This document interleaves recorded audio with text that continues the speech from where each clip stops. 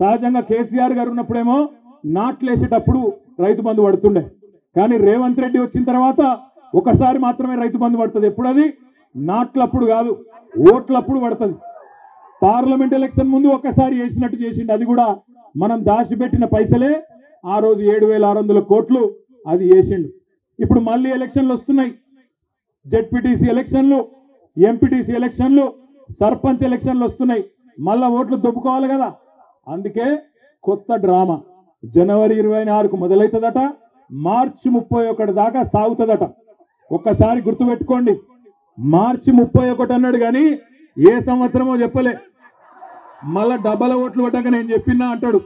ఎందుకంటే మీకు యాదికుండాలి, పెద్ద పెద్ద మాటలు చెప్పిండు ఎలక్షన్ల ముందు. ఏమన్నాడు అన్నాడు, ఏమన్నాడు యాదికుందా? ఎవరైతే కేసీఆర్ గారితోని రుణమాఫీ పొందినరో వాళ్ళందరూ ఎంబడ ఊరుకుండ్రి, ఎంబడ వండ్రి, ఎంబడ బ్యాంకుకు వండి 2 లక్షలు తెచ్చుకోండి, నేను వస్తూనే ఉన్నా.